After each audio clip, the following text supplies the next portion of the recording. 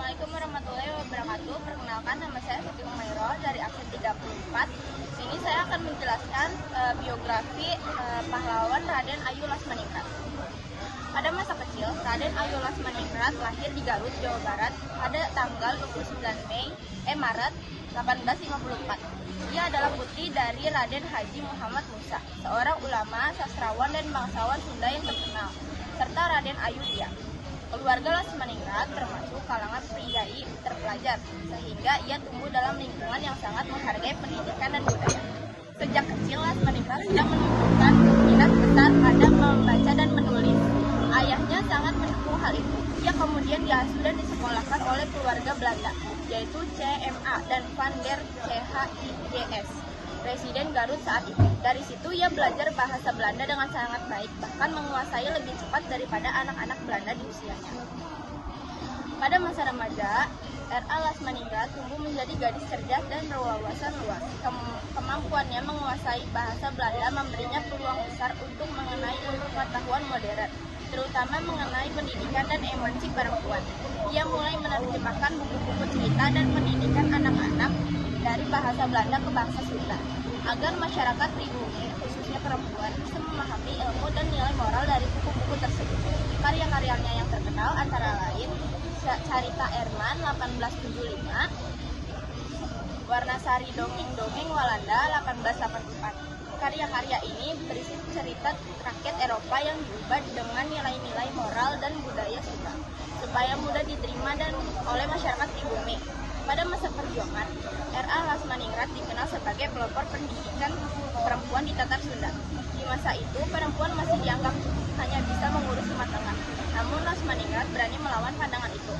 Dengan dukungan ayahnya, ia mendirikan sekolah Kautangan Istri di Garut saat tahun 1907. Jauh sebelum masa perjuangan R.A.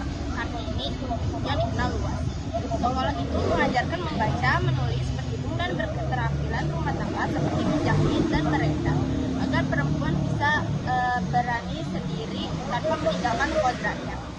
Selain sebagai pendidik, R.A. Laksmaningrat juga berperan dalam pergerakan sosial dan kebudayaan, mendorong perempuan Sunda untuk berani belajar dan berperan di masyarakat. Perjuangan tidak senjata tetapi melalui pendidikan dan pena, yang dianggap sebagai senjata perjuangan untuk mengangkat derajat perempuan pribumi. Pada masa berpolitik dan pengaruh sosial, walaupun ia terjun langsung dalam politik praktis perjuangan, Laksmaningrat memiliki nilai politik dan nasionalisme tinggi.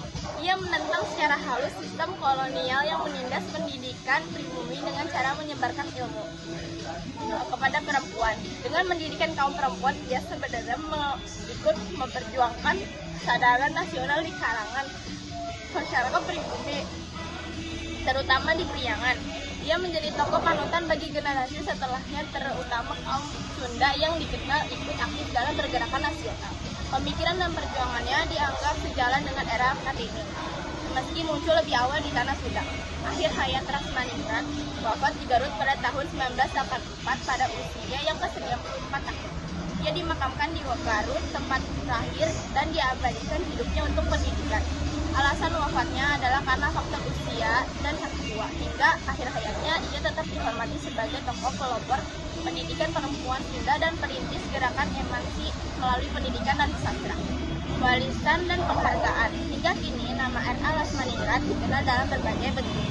Nama sekolah, jalan, taman bacaan di Garut, dan beberapa kota di Jawa Barat.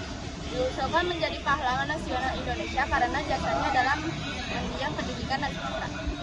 Karyanya masih dipelajari oleh contoh awal literasi perempuan Indonesia. Sekian dari saya. Wassalamualaikum warahmatullahi wabarakatuh.